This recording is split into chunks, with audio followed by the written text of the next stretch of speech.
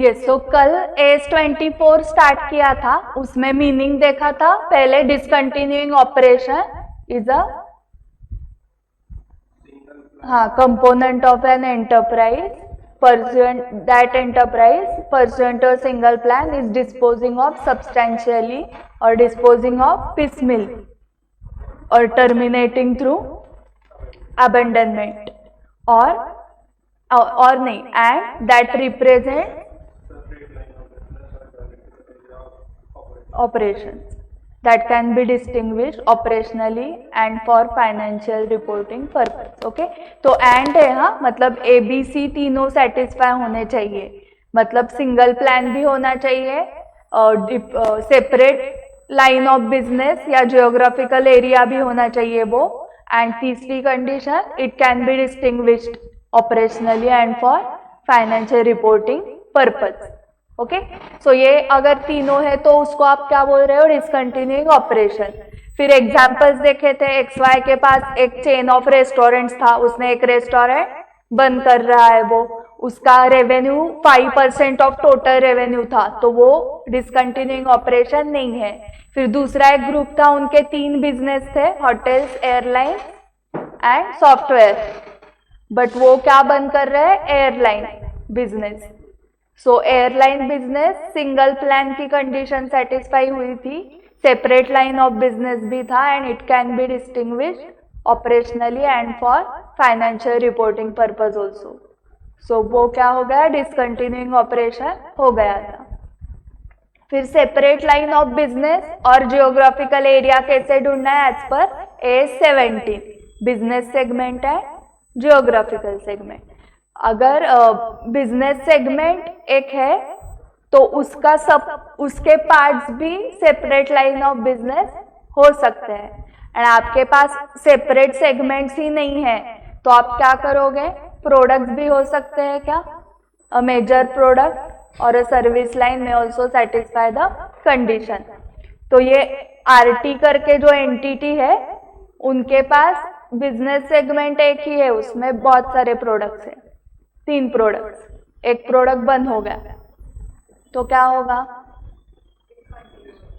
हाँ, that why product is major product, तो वो डिसकंटिन्यूइंग ऑपरेशन हो गया। ओके, सो देखो इसका मतलब क्या कि आपका टाटा मोटर्स है, आपका टाटा मोटर्स में बहुत सारे मोटर्स बनते हैं अलग अलग, तो उसमें से एक प्रोडक्ट आपने बंद कर दिया।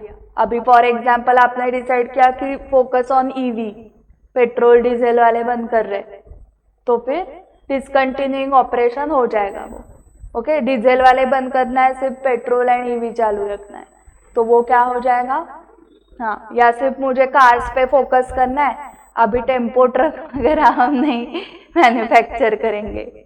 ओके, तो वो भी मेजर प्रोडक्ट डिसकंटिन्यू हुआ ना, टेम्पो ट्रक भी कितने सेल होते हैं, तो मेजर प्रोडक्ट है वो, तो वो हो गया डिसकंटिन्यूइंग ऑपरेशन।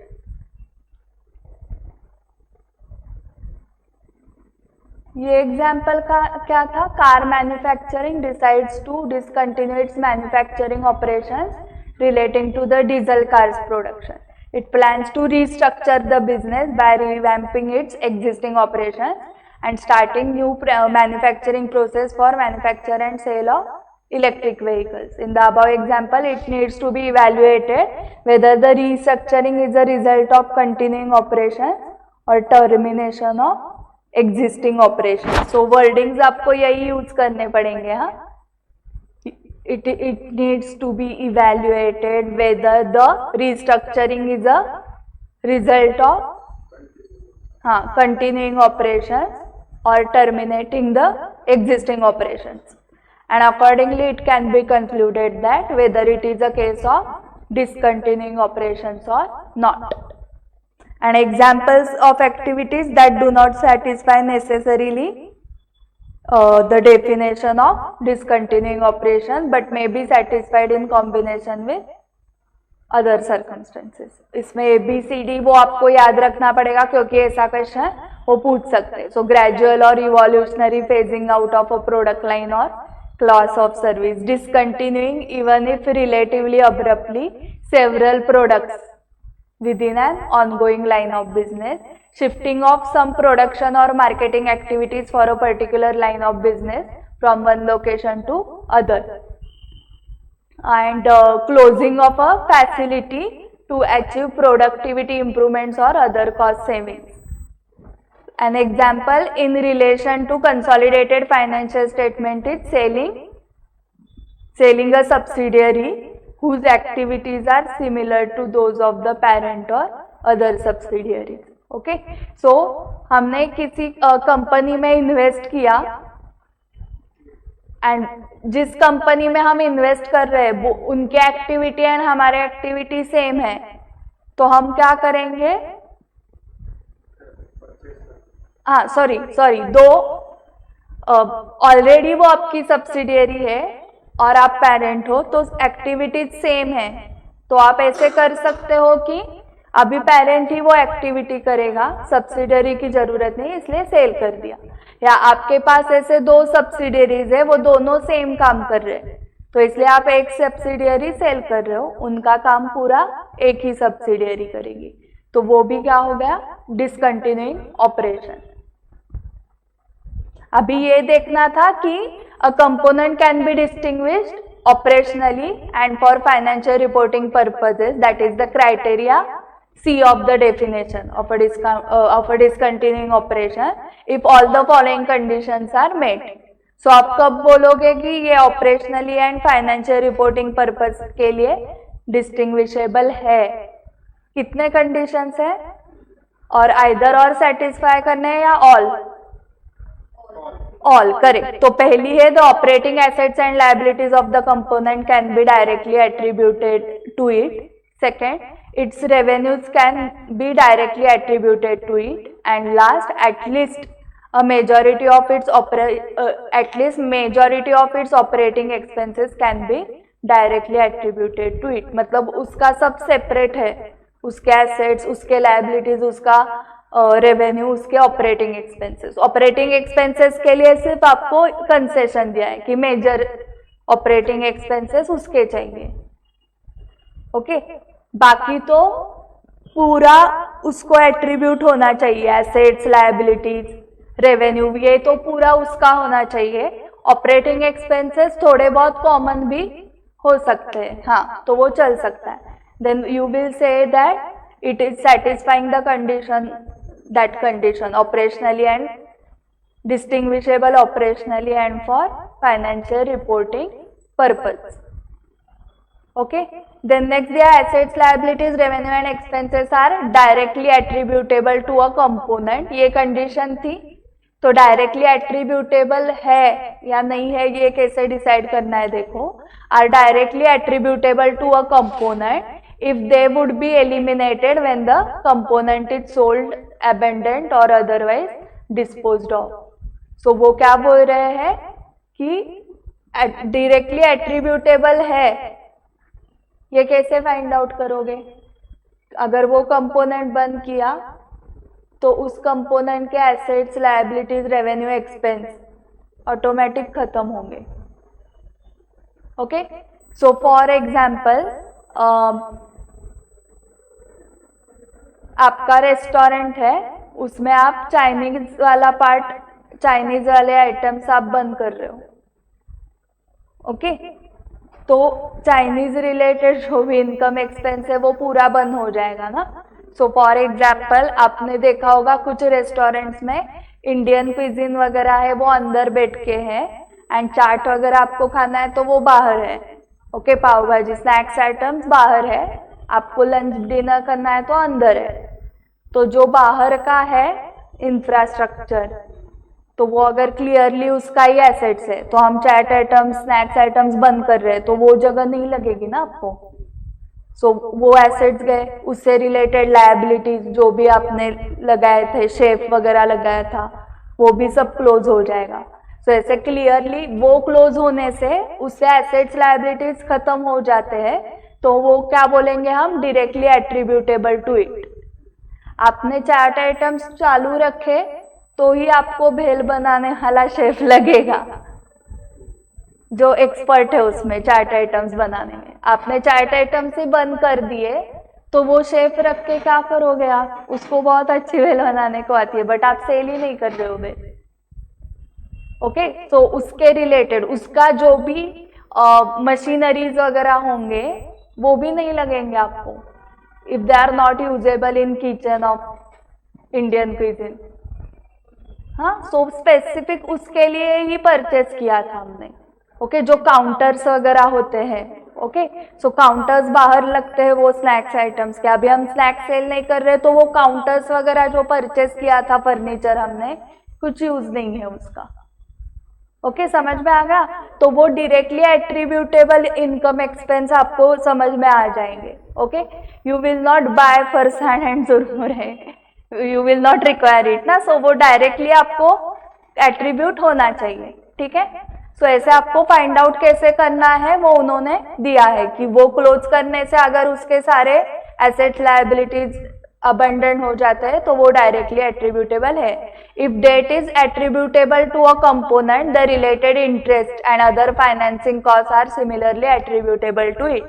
मुझे स्नैक्स स्टार्ट करने के लिए मैंने लोन एडिशनल लिया था। ओके, मैंने स्नैक्स बंद कर दिया तो मुझे उस लोन की जरूरत नहीं है। ओके, क्योंकि जो पैसे आ रहे हैं, इनकम आ रहा है, उससे हमारा अंदर का जो होटल है, रेस्टोरेंट, वो चल रहा है। बट बाहर का चलाने के लिए मुझे लोन लग रहा है तो वो क्या है? Directly attributable. एंड वो बंद हो गया तो लोन भी नहीं लगेगा, लोन नहीं लगेगा तो इंटरेस्ट फाइनेंस कॉस्ट भी नहीं लगेगी। Correct. Discontinuing operations are infrequent events. Obviously हर रोज हम वो नहीं करेंगे ना, एवरी ईयर थोड़ी आज ये डिसकंटिन्यू किया, नेक्स्ट ईयर वो डिसकंटिन्यू कर रहे हैं, सो वो इनफ्रीक्वेंट है। But this does not mean that all infrequent events are discontinuing operation. Discontinuing operation infrequent event है बट सारे इनफ्रीक्वेंट इवेंट्स डिसकंटिन्यूइंग ऑपरेशन नहीं है। सो वाइडर कंसेप्ट कौन सी है एंड नैरो कौन सी है? Correct. The fact that a disposal of a component of an enterprise is classified as a discontinuing operation under AS 24 does not in itself bring into question the enterprise's ability to continue as a going concern. Okay, so वो बोल रहे हैं कि users को डरना नहीं है, एक प्रोडक्ट लाइन वो बंद कर रहे हैं इसका मतलब गोइंग कंसर्न ही हैम्पर हो गया। अभी पूरा टाटा ग्रुप ही बंद नहीं होगा ना, एक टाटा टीसीएस बंद किया मतलब टाटा ग्रुप बंद होगा क्या? नहीं होगा। तो इसलिए वो बोल रहे हैं कि does not in itself bring into question the enterprise's ability to continue as a going concern. Okay, so किसी के फाइनेंशियल स्टेटमेंट्स में आपने S24 देखा, डिसकंटिन्यूइंग ऑपरेशंस देखे, तो हमारा डायरेक्टली ऐसा ओपिनियन नहीं होना चाहिए कि अभी इनका क्या होने वाला है, गोइंग कंसर्न हैम्पर हो रहा है क्या? नहीं, मे बी वो डिसकंटिन्यू कर रहे हैं बिकॉज जो दूसरे बिजनेस है उसमें ज्यादा प्रॉफिट है, that's why they are discontinue. हमेशा डिसकंटिन्यू करना मतलब इनका तो बिजनेस अभी बंद नहीं होने वाला है, ऐसे नहीं होता ना। डिसकंटिन्यू ऐसे इस रीजन के लिए भी कर सकते हैं ना कि वो ज्यादा प्रॉफिटेबल था ही नहीं इसलिए बंद कर दिया वो। ओके, फॉर एग्जाम्पल आपने ब्रांचेस निकाले 10-12, आपको लग रहा है कि ये 2 ब्रांचेस अच्छे नहीं चल रहे, इंस्टेड ऑफ दैट वहां पर टाइम वेस्ट करने से मैं ये 2 बंद करके बाकी के 10 जो अच्छे चल रहे उस पर ज्यादा फोकस करूंगी ना। So discontinuation does not always mean कि आपका बिजनेस कम हो रहा है। उसके बाद अभी वो इवेंट आपको फाइंड आउट करना है। डिसकंटिन्यूइंग ऑपरेशन कैसे ढूंढना है वो पता चला, अभी हमने ढूंढ लिया yes this is discontinuing operation, जैसे एयरलाइन बिजनेस का एग्जांपल अभी ढूंढा, फिर डिस्क्लोज कब करना है बुक्स में? ओके, पूरे सारे मीटिंग्स होने के बाद, प्रोसेस स्टार्ट होने के बाद, मैंने जब फर्स्ट एसेट सेल किया तब से करना है। कौन सा ऐसा इवेंट होना चाहिए जिससे आपको वो इवेंट होने के बाद डिस्क्लोजर स्टार्ट करने हैं? तो यहाँ पर वो इवेंट्स दिए हुए उन्होंने 6.3 पैराग्राफ में, तो पहले आप पढ़ो एंड मुझे बताओ इवेंट समझ में आ रहे हैं क्या आपको?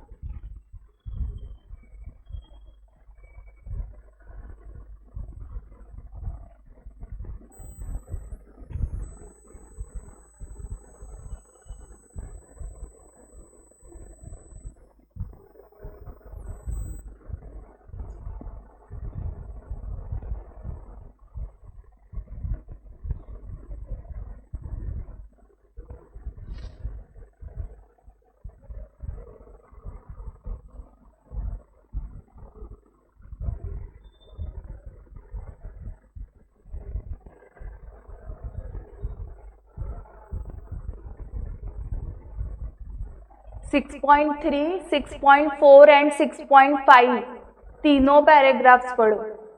6.3 में इवेंट्स दिए हैं एंड 6.4 एंड 5 में क्या डिस्क्लोज करना है वो दिया है। कब डिस्क्लोज करना है वो आप अभी पढ़ रहे हो, एंड क्या डिस्क्लोज करना है वो कहाँ पर दिया है, 0.4 एंड 0.5 में। यस, सो इनिशियल डिस्क्लोजर इवेंट समझ में आ गया आपको। इसमें क्या है, अर्लियर देखना है ना, और दिया है ए बी में क्या, ए में क्या है, has entered into binding sale agreement for substantially all of the assets attributable to the discontinuing operation. So either binding sale agreement, तुम अंडरलाइन कर सकते हो अक्सर, बाइंडिंग सेल एग्रीमेंट, और कौन सा, बोर्ड ऑफ डायरेक्टर्स और similar governing body has both approved a detailed formal plan for discontinuance and made an announcement of the plan. So इसमें से जो भी अर्लियर है that will be the initial disclosure event, and वो detailed formal plan जो है उसमें क्या क्या होना चाहिए, identification of major assets to be disposed of, expected method of disposal, मतलब पिसमिल रहेगा या इमीडिएट, उसके बाद the period expected to be required for completion of disposal, expected period भी लिखना है, प्रिंसिपल लोकेशंस अफेक्टेड, कौन कौन से लोकेशंस अफेक्ट होंगे वो लिखना है, the location, function and approximate number और of employees चाहिए, और हुआ है ना वो, approximate number of employees who will be compensated for terminating their services and the estimated proceeds or salvage to be realized by disposal. So ये सब formal plan में लिखना है। An enterprise's board of directors or similar governing body is considered to have made the announcement of a detailed formal plan for discontinuance if it has announced the main features of the plan to those affected by it, such as lenders, stock exchanges, trade payables, trade unions, etc. in a sufficiently specific manner so as to make the enterprise demonstrably committed to the discontinuance, मतलब उसका proof evidence होना चाहिए ना। Okay, जब board of directors ही announce कर रहे हैं तो आपको कॉन्फिडेंस आएगा, तो ही विश्वास लगेगा ना कि सच में वो डिसकंटिन्यू हो रहा है। एंड मुझे बताओ कि वो वर्डिंग्स देखो कैसे लिख रहे हैं, an enterprises board of directors और सिमिलर गवर्निंग बॉडी, इसका मतलब ये कॉर्पोरेट एंड नॉन कॉर्पोरेट दोनों को एप्लीकेबल है standard. AS24 is applicable to both. Cash flow statement में क्या होता है, वो सिर्फ कॉर्पोरेट के लिए ही एप्लीकेबल होगा ना, क्योंकि नॉन कॉर्पोरेट्स को उन्होंने सिर्फ एनकरेज किया है प्रिपेयर करने के लिए।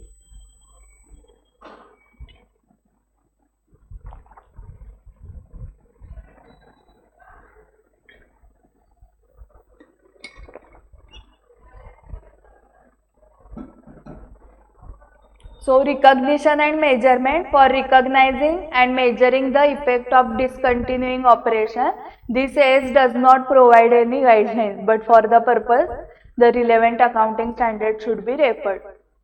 Recognition and measurement के बारे में इधर नहीं दिया है, ओके वो दूसरे स्टैंडर्ड्स में इसके बारे में दिया है, मतलब जो ऑपरेशन डिसकंटिन्यू हो रहा है उसके एसेट्स लायबिलिटीज कैसे रिकॉग्नाइज करने हैं।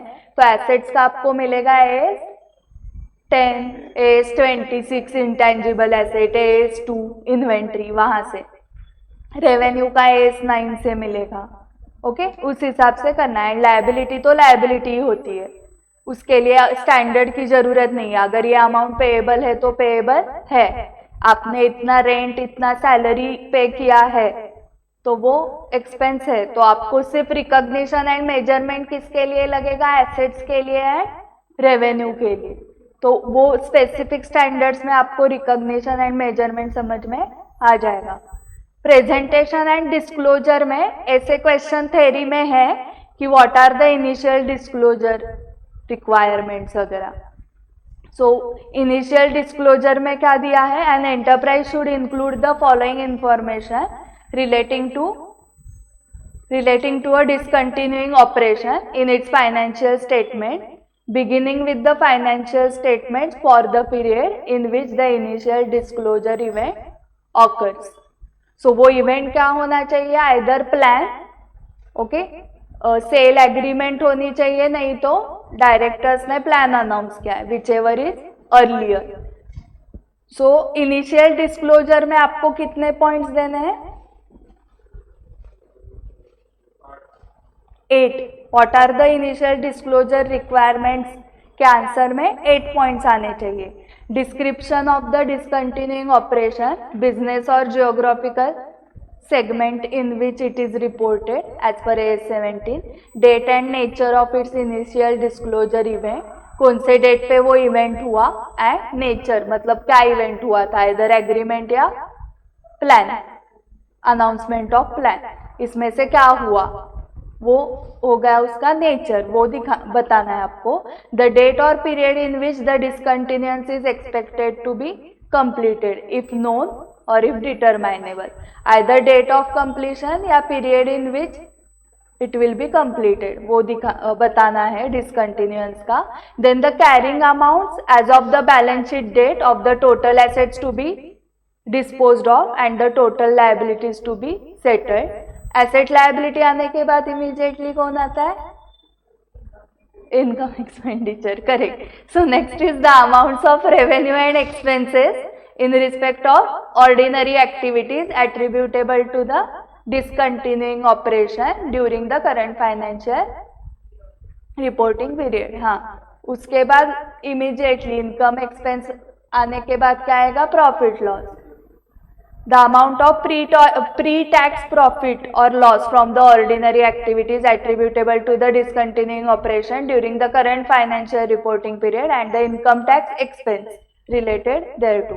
आपने प्रॉफिट कमाया तो पहले गवर्नमेंट आ जाएगी टैक्स लेने के लिए, आपने प्रॉफिट कमाया टैक्स दो, तो फिर टैक्स, मतलब ये आप ऐसे याद रख सकते हो, पहले एसेट्स लायबिलिटीज, फिर रेवेन्यू एक्सपेंस. इनकम की जगह कौन सा वर्ड यूज करना है?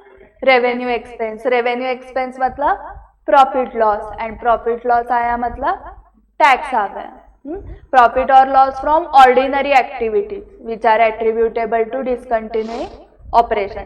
रिलेटेड टू ये वर्ड यूज करना है या attributable to? Attributable to. Income की जगह कौन सा? रेवेन्यू. ऐसे लर्निंग जो मगअप करना आप बोलते हो ना, वो ऐसे खुद को पूछो क्वेश्चन, यहाँ पर कौन सा वर्ड्स लेना है? रिलेटेड टू वर्ड नहीं लेना है, यहाँ पर लेना है एट्रीब्यूटेबल टू. ऐसे एक बार आपने आपके ब्रेन को इंस्ट्रक्शन दी तो वो वैसे ही आउटपुट देगा. आप कभी भी आंसर में रिलेटेड टू नहीं लिखोगे, आप कभी भी इनकम और एक्सपेंस नहीं लिखोगे, आप रेवेन्यू और एक्सपेंस ही आंसर, आउटपुट रेवेन्यू ही मिलेगा आपको.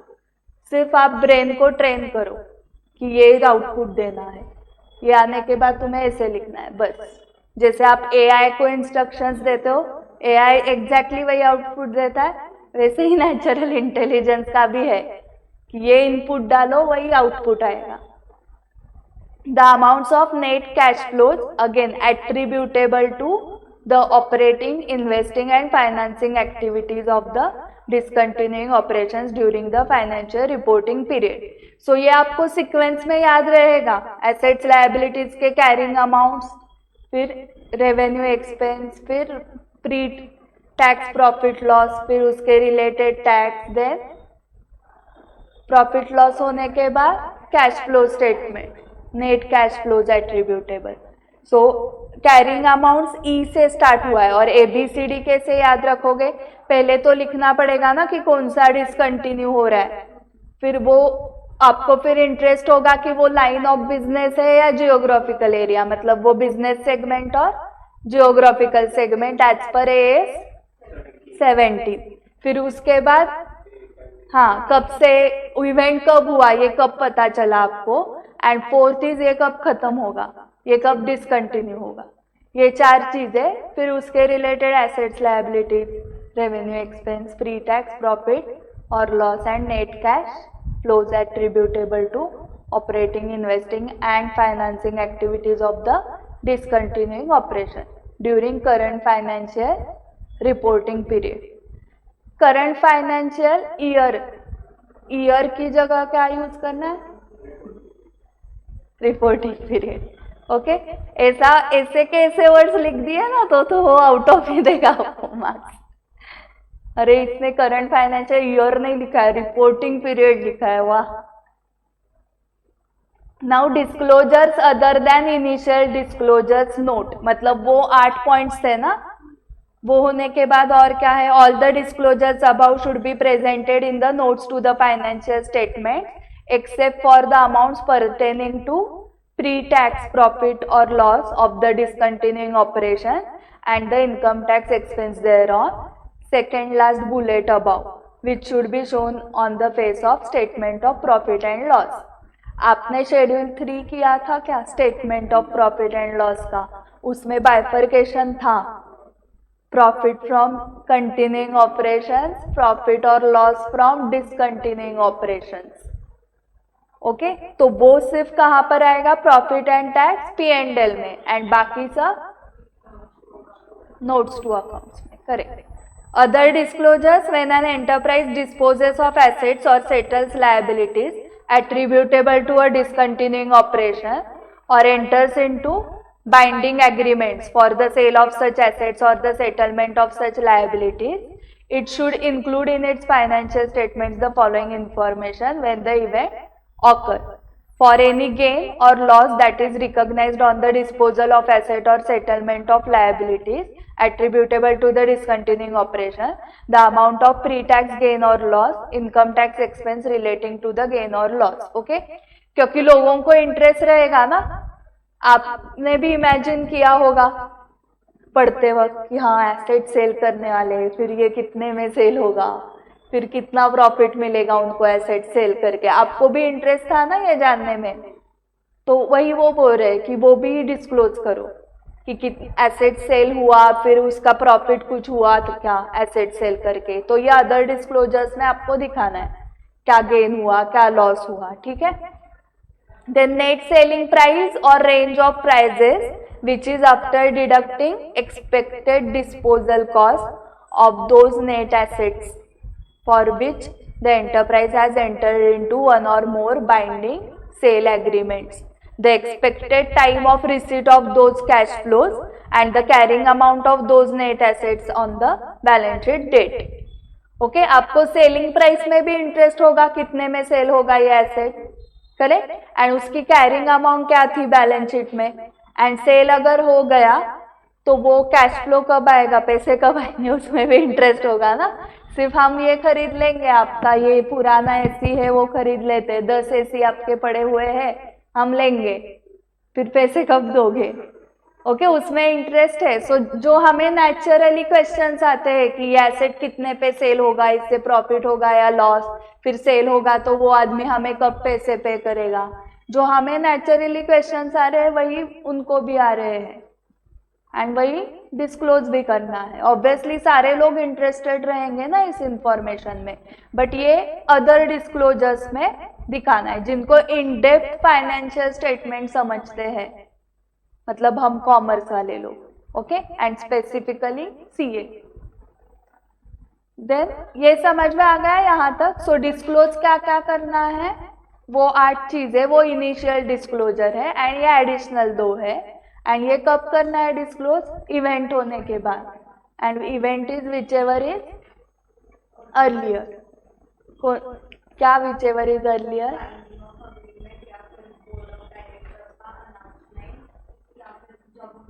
Announcement of formal plan. हाँ, so first MCQ, AB decided to dispose of its clothing division as a part of its long-term strategy. Date of board approval 1 मार्च को approve किया. Date of formal announcement made to affected parties. So जो भी parties affect होंगे उनको formal announcement कब किया? 15 मार्च को. Then date of binding sale agreement 1 जुलाई को है एंड रिपोर्टिंग डेट 31 मार्च है. तो आपको फाइंड आउट करना है date of initial disclosure event. हाँ, सो आपने अनाउंसमेंट एंड एग्रीमेंट का विच एवर इज अर्लियर लिया 15 मार्च and 1 July.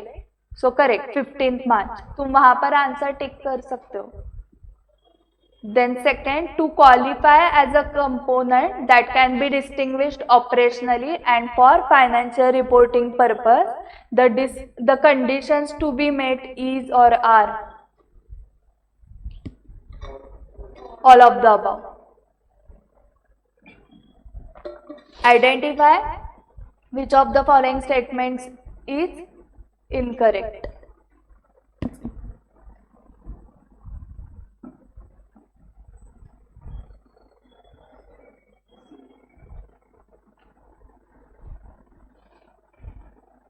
May or may not be.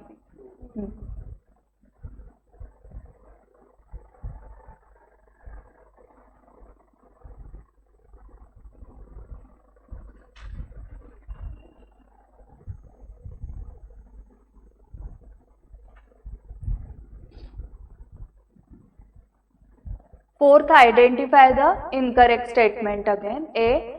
Discontinuing operations are infrequent events, but this does not mean that all infrequent events are discontinuing operations. Second, the fact that a disposal of a component of an enterprise is classified as a discontinuing operation under AS24 would always raise a question regarding the enterprise's ability to continue as a going concern. हाँ, यही incorrect है. आगे से पढ़ती हूँ. For recognising and measuring the effect of discontinuing operations, AS24 does not provide any guidelines, but for the purpose the relevant accounting standard should be referred. Correct है.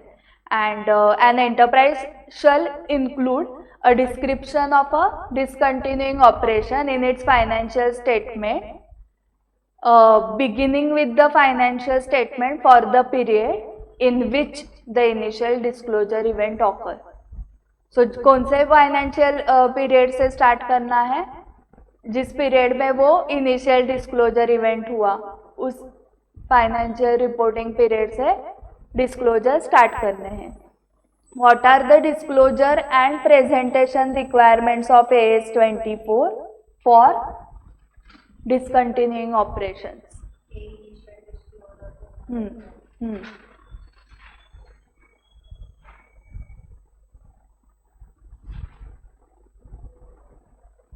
So presentation and disclosure, ये जो 6.5 paragraph है उसमें से क्या क्या लिखना है?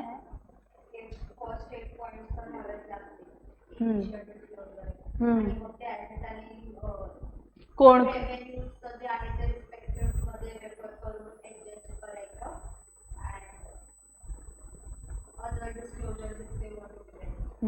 नोट्स टू, हाँ मतलब अदर्स नोट्स टू अकाउंट्स में आएंगे. एंड प्री टैक्स प्रॉफिट और लॉस स्टेटमेंट ऑफ P&L में आएगा.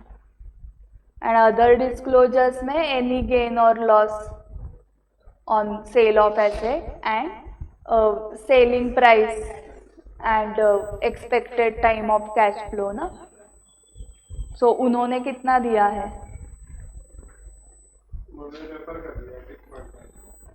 Refer para. ओके नहीं, हमारे जो एडिशनल क्वेश्चन बैंक से आपको एग्जैक्ट आंसर मिल जाए. And Roman 2, give 4 examples of activities that do not necessarily satisfy criteria A of paragraph 3 of AS24, but that might do so in combination with other circumstances. So criteria A paragraph 3 मतलब वो 3 conditions.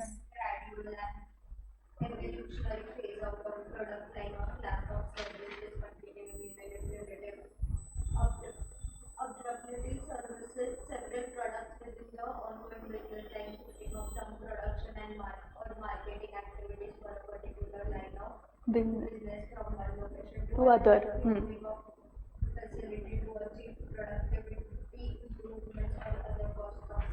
हाँ, सो इसमें से कौन से भी 4 लिखने हैं आपको. वो फेजिंग आउट से स्टार्ट होके एंड में क्या था? ओके हाँ, ओके हाँ, वही 4 है. So phasing out, then abruptly many products बंद करना, देन शिफ्टिंग ऑफ मार्केटिंग और activities from one location to other, and for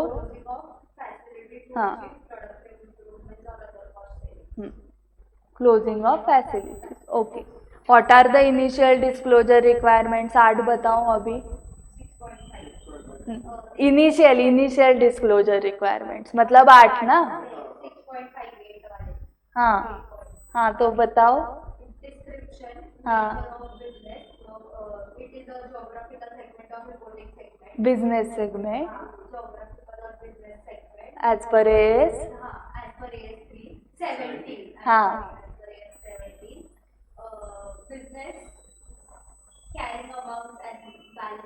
हाँ वो आगे हुआ बहुत. 3 and 4 इनिशियल डिस्क्लोजर इवेंट का डेट एंड कंप्लीशन का. हाँ डेट और period in which it is expected to be completed. ये 4 हुआ. हाँ मतलब carrying amounts of assets, liability,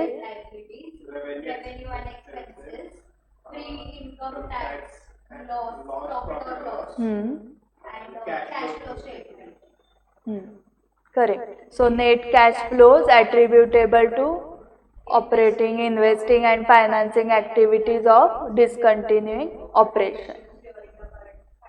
Reporting period. So points याद है आपको, सिर्फ वो वर्ड्स के लिए रिवीजन करो. 7 क्वेश्चन में क्या है? You are required to comment if mere gradual phasing out in itself can be considered as a discontinuing operation within the meaning of AS24. So mere gradual phasing out is not discontinuing operation. Second, if the company passes a resolution to sell some of the assets in the passenger car division and also to transfer few other assets of the passenger car division to the new factory, does this trigger the application of AS24? And would your answer to 2 above be different if the company resolves to sell the assets of the passenger car division in a phased but time bound manner? Correct. So question पहले पढ़ते हैं क्या है. Data Rohini limited is in the business of manufacture of passenger cars and commercial vehicles. The company is working on a strategic plan to close the production of passenger cars and to produce only commercial vehicles over the coming 5 years. However, no specific plans have been drawn up for the sale of neither the division nor its assets. As part of its prospective plan, it will reduce the production of passenger cars by 20% annually. It also plans to establish another new factory for the manufacture of commercial vehicles and transfer surplus employees in a phased manner. हाँ. So पहला तो mere phasing out is not discontinuing operation. So उन्होंने पहले discontinuing operation की definition लिखी है तो वो लर्न करनी पड़ेगी. So is not considered as discontinuing operation. वो कंक्लूजन लिखा आपने mere and examples of activities दिए हैं उन्होंने that do not necessarily satisfy. Then no the disclosure is no the resolution is silent about the stoppage of car segment in definite time period. Though sale of some assets and some transfer proposals were passed through a resolution to the new factory, but the closure roadmap and new segment starting roadmap are missing. Roadmap missing है क्योंकि formal plan में क्या क्या देना है वो भी as ने बताया. फॉर्मल प्लान में जो जो पॉइंट्स थे वो उनके नहीं कवर हुए. Hence AS24 will not be applicable and it cannot be considered as discontinuing operations. Okay, मतलब उनका अच्छे से कुछ डिसाइडेड ही नहीं है about the passenger car segment.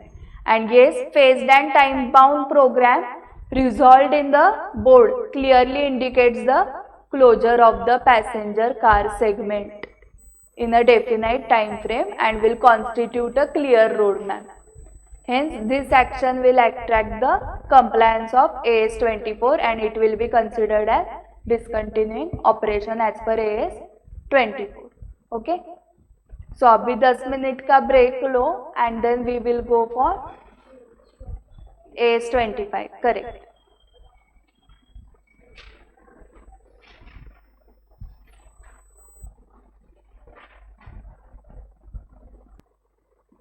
Yes, so next standard 25 interim financial reporting. Okay, interim मतलब कब, एंड में या बीच में? बीच में.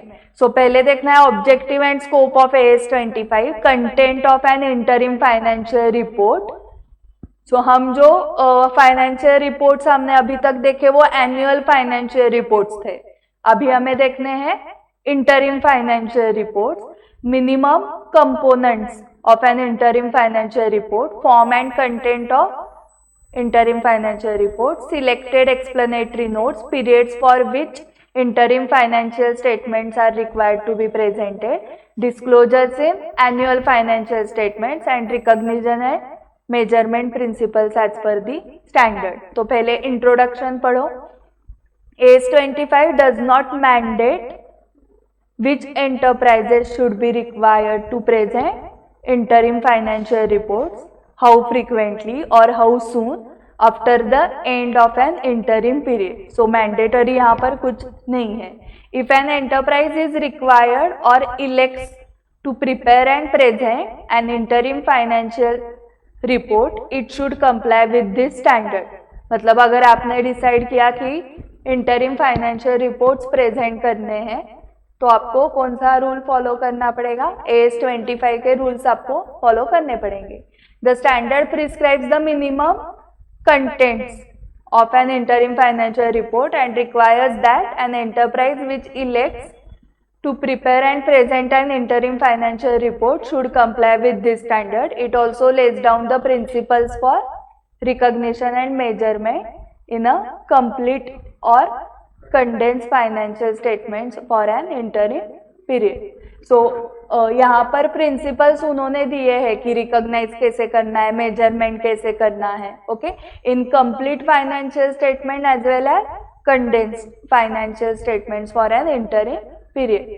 Timely and reliable interim financial reporting improves the ability of investors, creditors, lenders and others to understand and enterprise's capacity to generate earnings and cash flows, its financial condition and liquidity.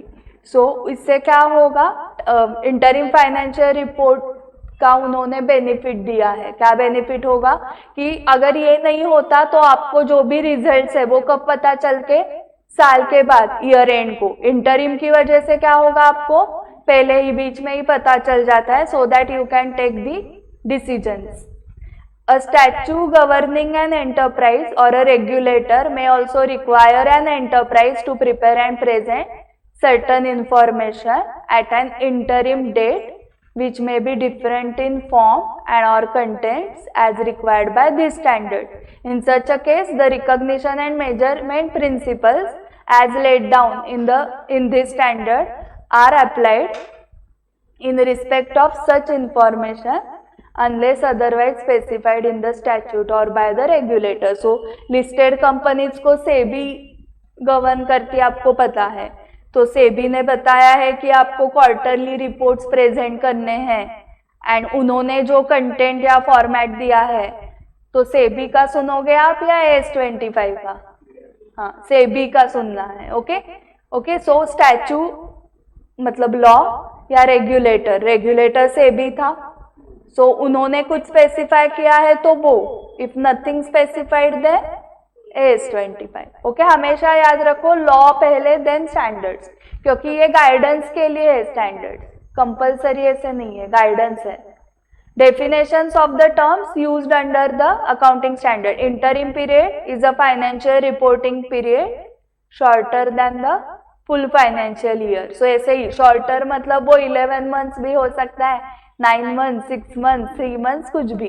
Interim financial report means a financial report containing either a complete set of financial statements or a set of condensed financial statements for an interim period. So interim financial report not necessarily पूरा पूरा financial statement रहेगा, वो condense financial statement भी हो सकता है, क्योंकि कुछ चीजें आपको सिर्फ ईयर एंड को ही समझेगी। ओके, सो आपको कुछ चीजें ईयर एंड को समझ में आ रही है तो क्या होगा, आप पूरा फाइनेंशियल स्टेटमेंट इंटरिम पीरियड का फिर नहीं बना सकते हो। सो एएस ने अलाउ किया है कि आप कंडेंस फाइनेंशियल स्टेटमेंट, मतलब जितना पॉसिबल है उतना financial statement interim reporting period के लिए प्रिपेयर कर सकते हो। During the first year of operations of an enterprise, it's annual financial reporting period may be shorter than financial year. In such a case, that shorter period is not considered as an interim period. Okay, so किसी ने 1 मार्च को ही business start किया तो उसका पहला year, जो पहला reporting period है वो क्या है, 1 मंथ का है। तो जो फर्स्ट ईयर है बिजनेस का, तो 1 ईयर का जो 1 मंथ का उसका जो रिपोर्ट है उसको इंटरिम रिपोर्ट नहीं बोलेंगे।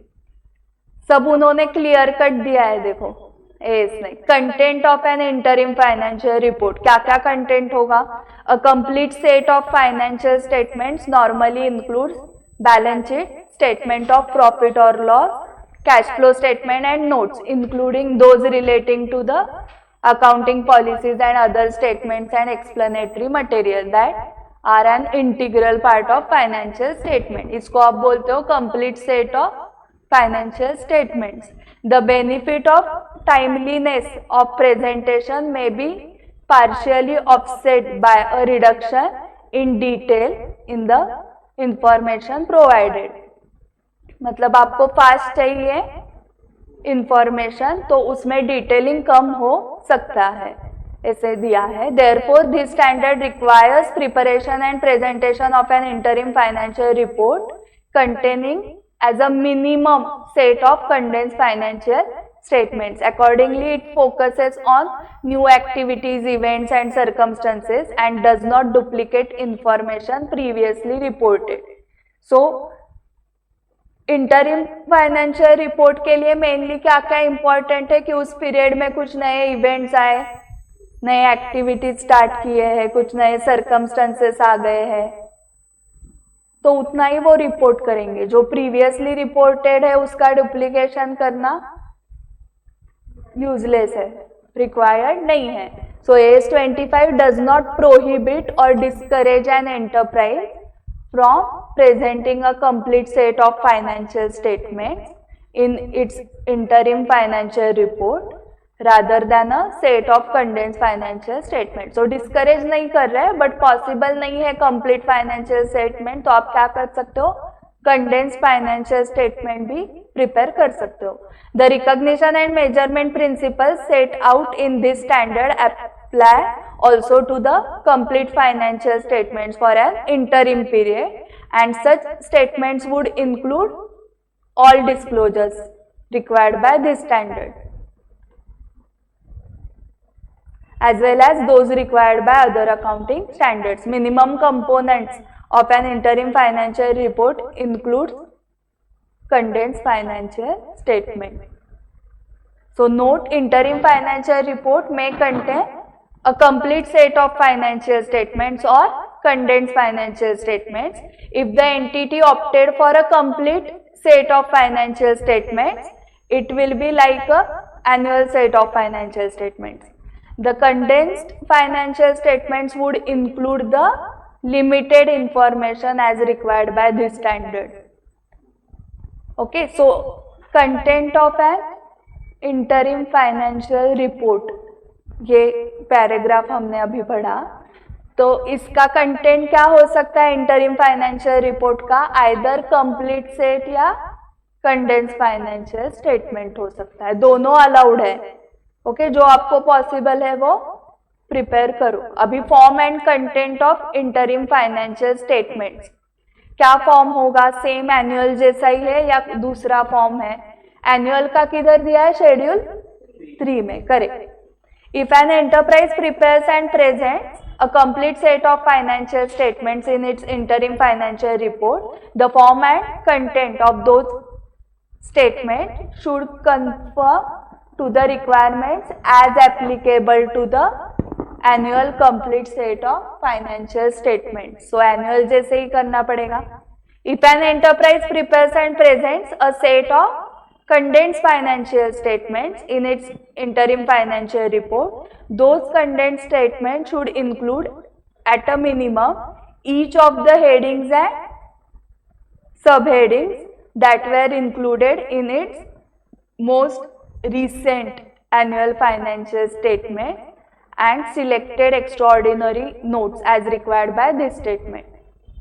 So यह अंडरलाइन करो, अगर एंटरप्राइज ने डिसाइड किया कि हमें कंडेंस फाइनेंशियल स्टेटमेंट प्रिपेयर करना है तो मिनिमम आपको क्या दिखाना पड़ेगा, जो last previous annual financial statement में जो हेडिंग सब हेडिंग्स आपने दिखाए हैं वो सेम, उससे और एग्रीगेशन नहीं करना है, उतना डिटेल तो दिखाना पड़ेगा। जो लास्ट एनुअल फाइनेंशियल रिपोर्ट में हेडिंग सब हेडिंग्स है, सिलेक्टेड एक्सप्लेनेटरी नोट्स जो दिए थे आपने उतने दिखाने पड़ेंगे। और एडिशनल लाइन आइटम्स और note should be included if there omission would make the condensed interim financial statements misleading. तो एडिशनल नोट्स भी देने पड़ेंगे। If an enterprise presents basic and diluted EPS in its annual financial statements in accordance with AS 20, then it has to present basic and diluted EPS as per AS 20 on the face of statement of profit and loss, complete or condenses for an interim period also. Okay, so अभी AS 20 open करो।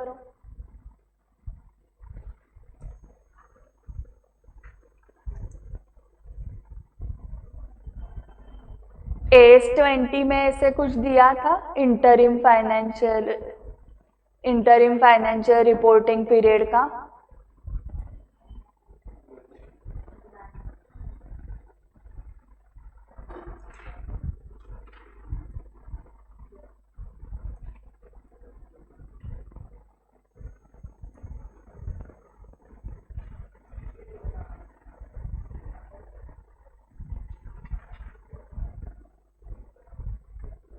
Disclosures में जाके check करो एक बार AS 20 के।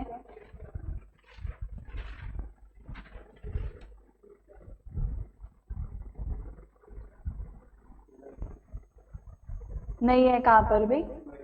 Okay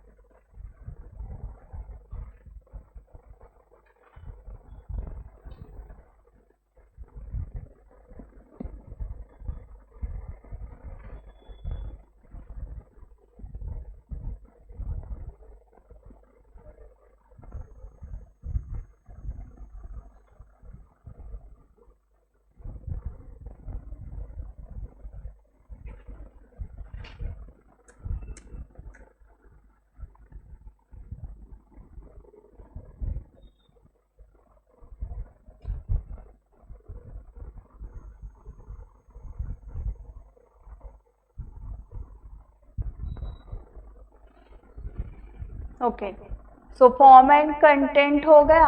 form and content आप अगर complete set दिखा रहे हो तो same like annual, and condense financial statements दिखा रहे हो तो एज पर कंडेंस्ड है तो मिनिमम जितना प्रीवियस ईयर में आपने हेडिंग्स सब हेडिंग्स दिखाए थे एंड एक्सप्लेनेटरी नोट्स जो दिए थे उतने मिनिमम दिखाने हैं। एंड एनुअल के लिए अगर आप EPS and basic and diluted EPS दिखा रहे हो एनुअल के लिए, तो इंटरिम पीरियड के लिए भी बेसिक एंड डाइल्यूटेड ईपीएस आपको प्रेजेंट करना है। सिलेक्टेड एक्सप्लेनेटरी नोट्स जिसका रेफरेंस आया था ना कि कंडेंस फाइनेंशियल स्टेटमेंट में आपको सिलेक्टेड एक्सप्लेनेटरी नोट्स जो है वो प्रेजेंट करने पड़ेंगे जो आपने प्रीवियस ईयर में की है। तो कौन से है देखो, an enterprise should include the following information as a minimum in the notes to its interim financial statements if material and if not disclosed elsewhere in the interim financial report. So कब include करना है, अगर वो material है important है तो ही, and वो दूसरी कहाँ पर डिस्क्लोज नहीं की है, इट नॉट डिस्क्लोज्ड एल्सवेयर और if it is not material, okay, sorry, if it is material then only disclose, and और एक condition क्या है, it is not disclosed elsewhere. So दो conditions कौन से, it should be material and it is not disclosed elsewhere. Then वो explanatory notes आपको disclose करने हैं, कितने हैं वो?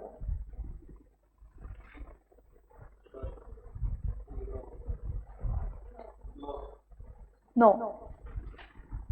First, a statement that same accounting policies are followed in the interim financial statements as those followed in the most recent annual financial statements, or if those policies have been changed, a description of the nature and effect of the change.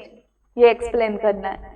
So, आपने जो accounting policies है वो consistently follow किए हैं या नहीं किए?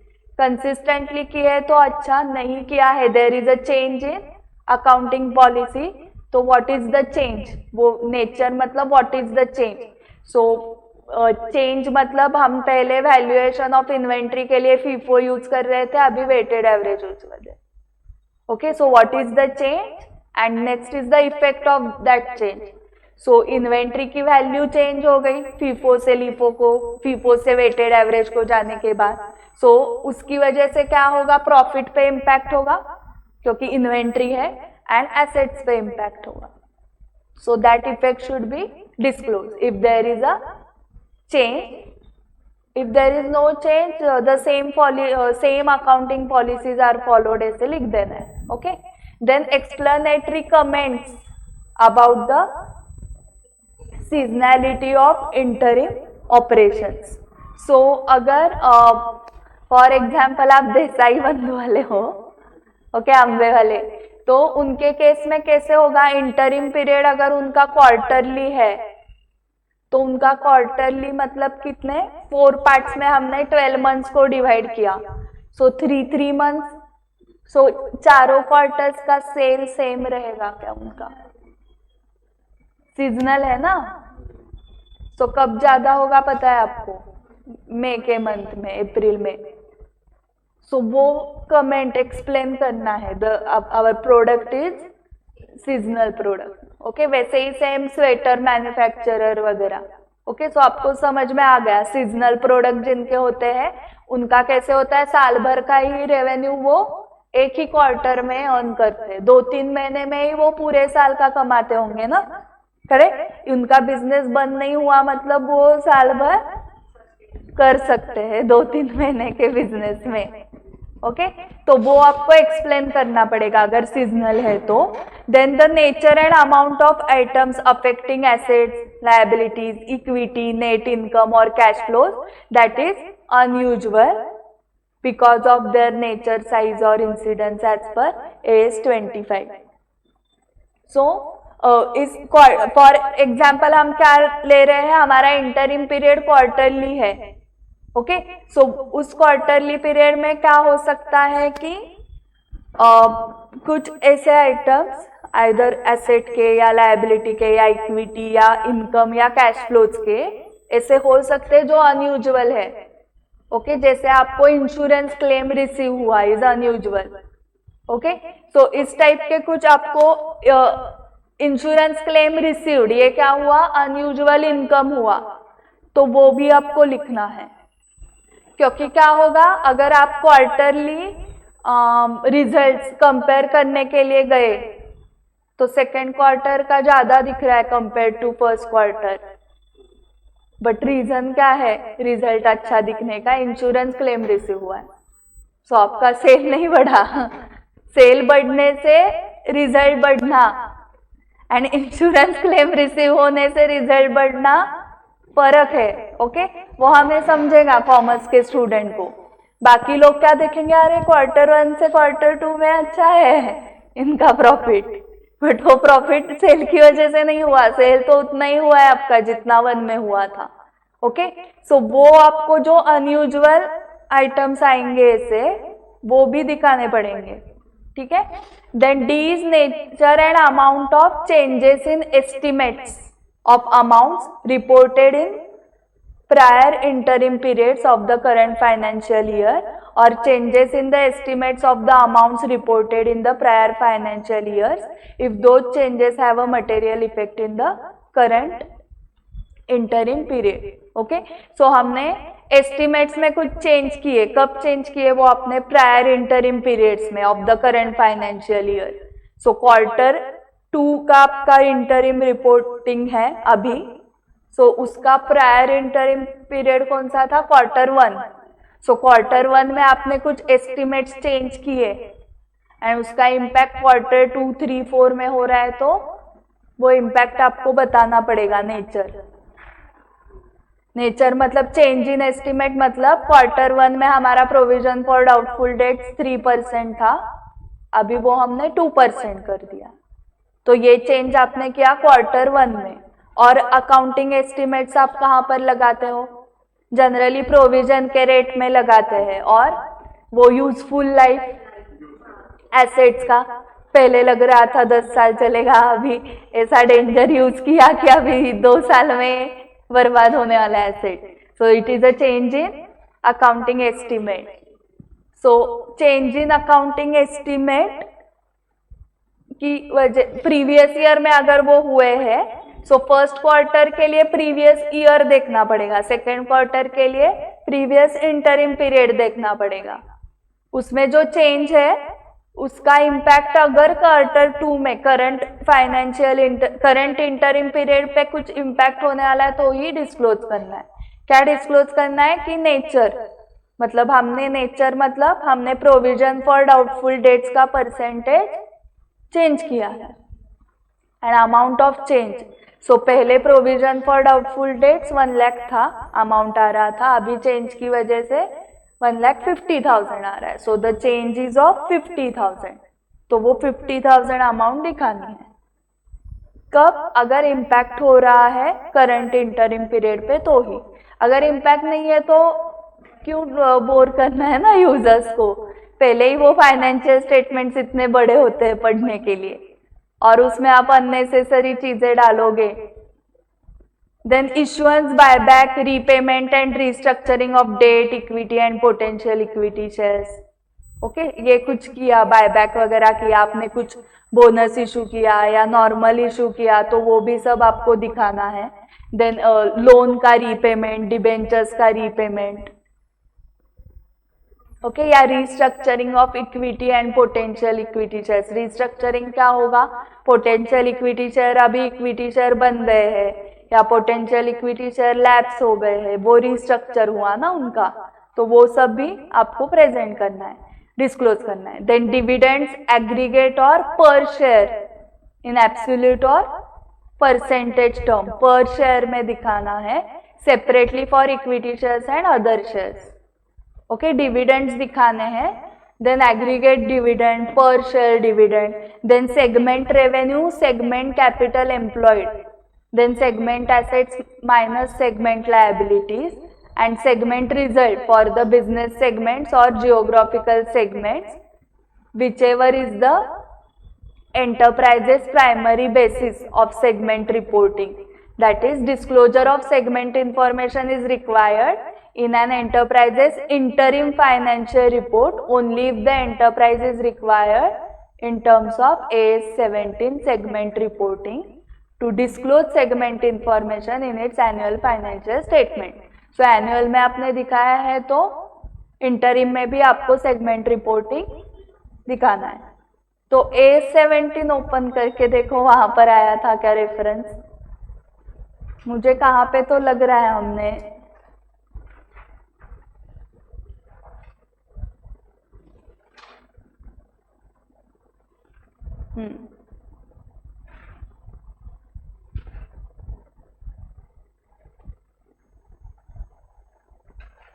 नहीं है,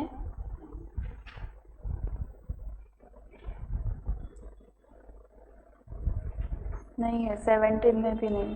ठीक,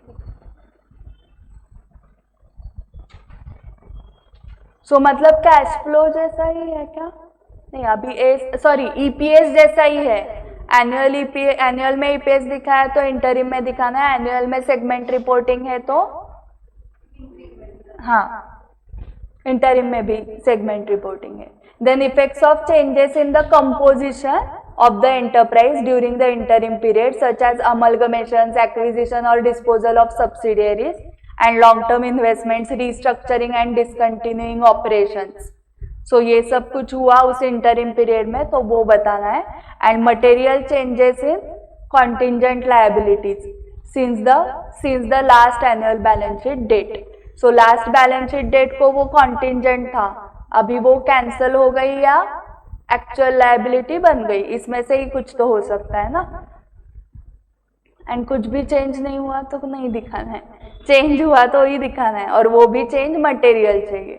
the above information should normally be reported on the financial year to date basis. However, the enterprise should also disclose any events or transactions that are material to an understanding of the current interim period. मतलब ये कितने चीजें थी, 9 plus और कुछ आपको material लग रहा है तो वो आप डिस्क्लोज कर सकते हो.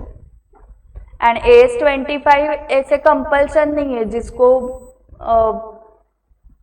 इंटरिम रिपोर्ट बनाना है वो बना सकते हैं. बट अगर आपको कौन सा रेगुलेटरी अथॉरिटी या कौन सा लॉ एप्लीकेबल हो रहा है एंड वो लॉ आपको कंपल्सन कर रहा है तो आपको करना ही पड़ेगा. बट AS25 किसको मैंडेट नहीं कर रहा है कि आप इंटरिम फाइनेंशियल स्टेटमेंट्स प्रिपेयर करो ऐसे. ठीक है.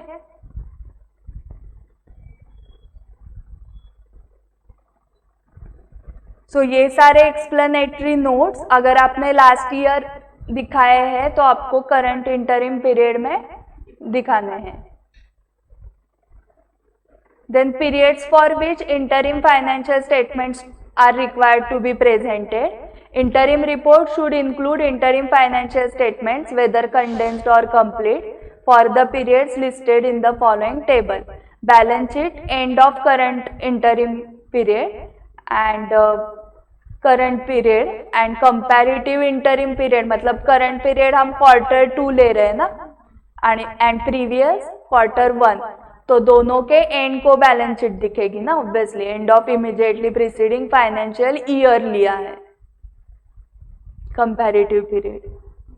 Then statement of P&L current interim period and cumulative for the year to date. Okay. Current interim period क्या है आपका, Q2 का स्टेटमेंट ऑफ P&L आप बनाओगे and cumulative for the year to date.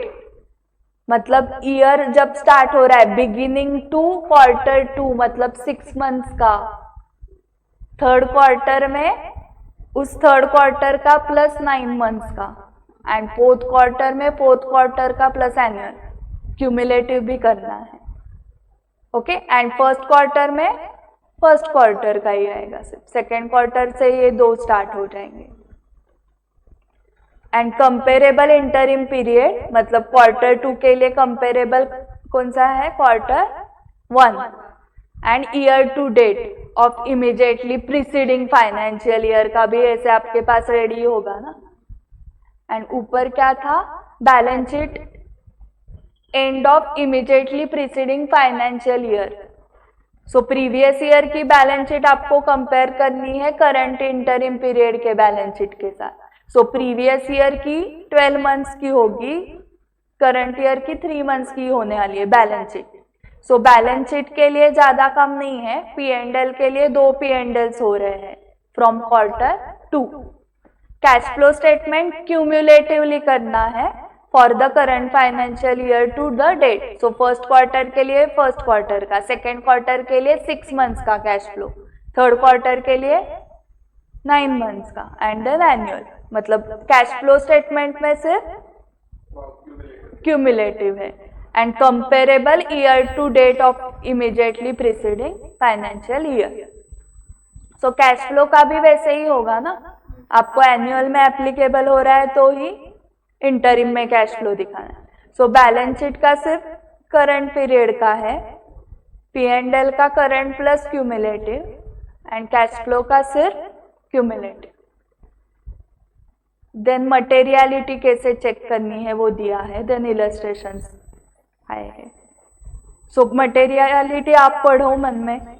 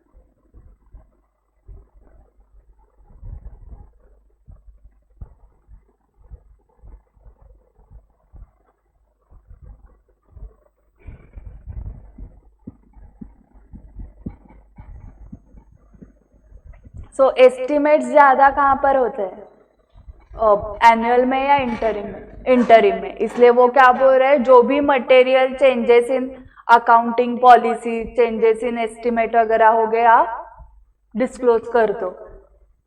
Okay, so the preface to the statement of accounting standards states that the accounting standards are intended to apply only to the items which are material.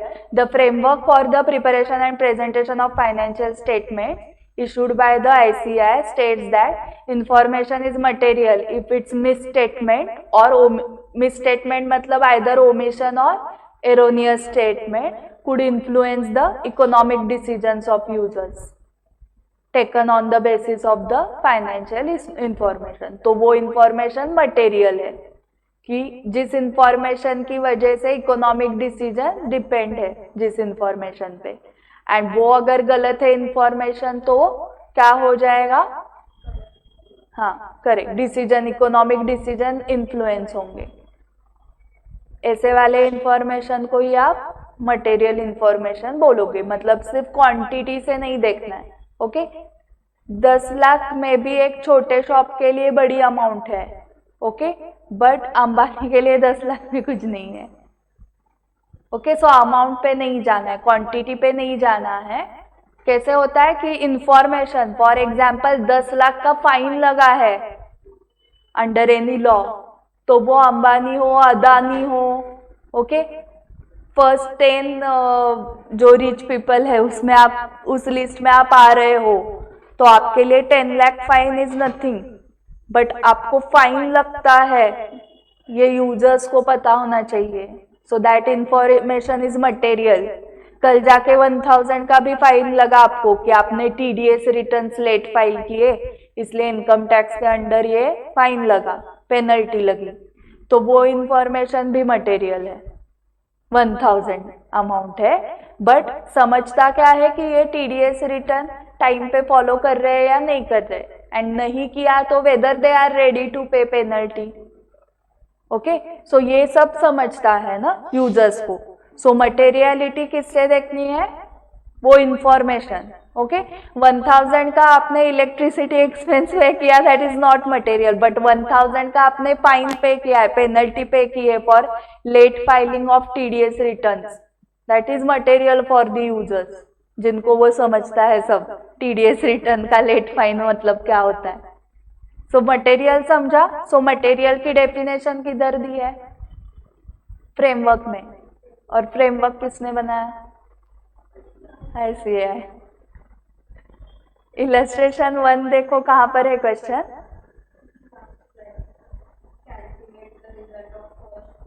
हाँ, calculate the result for the first quarter as per AS20. Also give a comment on the company's view. Okay. Sincere Corporation is dealing in seasonal product. Sales pattern of the product quarter wise is as follows. So कब ज्यादा है इनका? Third quarter में. Information regarding the first quarter ended 30th June is as follows. Sales, salary and other expenses, advertisement expenses, routine वाले, मतलब specific इस quarter के लिए नहीं, general. And administrative and selling expenses. So routine वाले मतलब कैसे होता है? फॉर एग्जाम्पल आपने जो आप इस पे देखते हो, सिग्नल पे बोर्ड्स देखते हो ना, तो वो आपने रेंट पे लेके रखा है, तो वो रूटीन एडमिनिस्ट्रेटिव एक्सपेंस है आपका. फिर स्पेसिफिकली आपका एक नया प्रोडक्ट आया और उसका बैनर आपने वहां पर लगाया, तो वो एडवर्टाइजमेंट स्पेसिफिक उस प्रोडक्ट के लिए हुआ, तो ये एडवर्टाइजमेंट कौन सा है? रूटीन वाला है. सो while preparing interim financial report for first quarter, Sincere Corporation wants to defer rupees 10 crore expenditure to third quarter on the argument that third quarter is having more sales. Therefore, the third quarter should be debited by more expenditure. Considering the seasonal nature of business and the expenditures are uniform throughout all quarters, calculate the result of the first quarter. So first quarter का okay, turnover है 80, then other income नील, हाँ, then क्या 60 salaries, हाँ,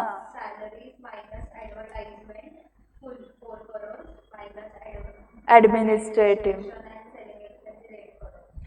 सो ये जो ऐसे कि वहां पर सेल ज्यादा हुआ है क्वार्टर 3 में, तो वहां पर एक्सपेंस ज्यादा दिखाओ, ऐसे नहीं कर सकते. So according to AS25, the income and expense should be recognised when they are earned and incurred respectively. Therefore, seasonal incomes will be recognized when they occur. Thus, the company's view is not as per AS25. Now, calculate tax expense for each quarter. The accounting year of X Limited ends on 30th September and it makes its reports quarterly. However, for the purpose of tax, year ends on 31st March every year. For the accounting year from 1st October to 30th September, the quarterly incomes is as under. So, average actual tax rate for financial year ending on 31st March is 20% and for financial year ending 31st March 2002 is 30%. इनका year and कैसे? पहले सितंबर अक्टूबर नहीं, अक्टूबर नवंबर दिसंबर है ना, तो उसके लिए टैक्स रेट कितना है?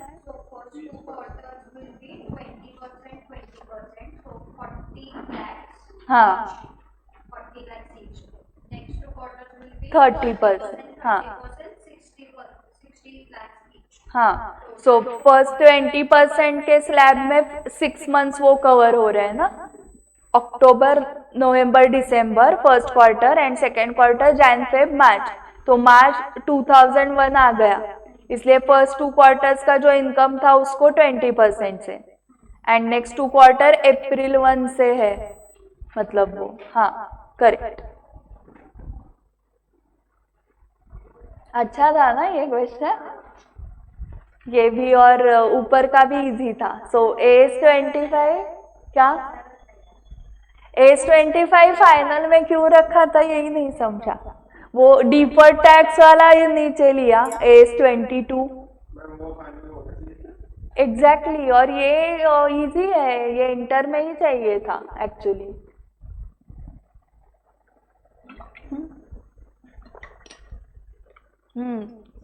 पूछते नहीं है,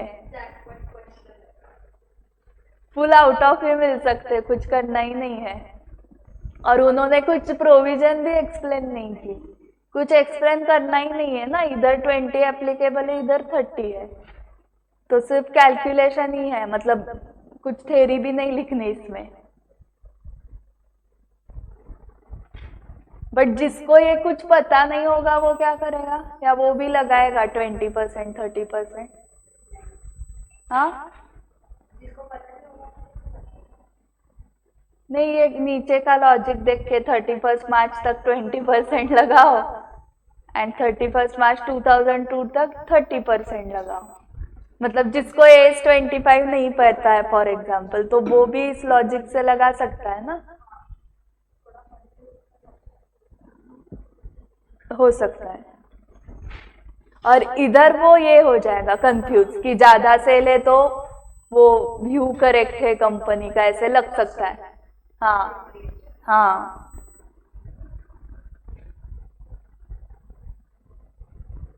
ओके, अभी 7.8 से जो पैराग्राफ है ये तो इससे भी टाइम पे आते हैं।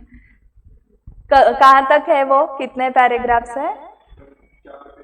7.15 तक है ना, 8 से, एंड देन इलस्ट्रेशन है, एंड देन एक्सरसाइज में कितने क्वेश्चन है? देखो 4 ही है। ओके ओके, सो कल हम ये कंप्लीट करेंगे S25 एंड फाइनेंशियल स्टेटमेंट्स, मतलब मॉड्यूल 3, एंड ये 1 में है, तुम्हारा सब एक साथ है। हाँ ठीक है, यस। कल भी आफ्टरनून टाइमिंग नहीं, कल आफ्टरनून में इधर लेक्चर है, तो मॉर्निंग का 11:30 to 1:30 हम क्लास लेंगे। उसके पहले 11 को आके आप आपका स्टडी करो, क्वेश्चन सॉल्व करना। रात को मैं आपको क्वेश्चन बैंक देती हूँ AS24 की, तो अभी रिवाइज करो AS24 फिर से, एंड वो सब डिस्क्लोजर इवेंट, इनिशियल डिस्क्लोजर्स के 8 पॉइंट वैसे के वैसे आने चाहिए, वो सब रिवाइज करो, तो कल वो सॉल्व कर दो बिफोर 11:30। Okay, bye bye.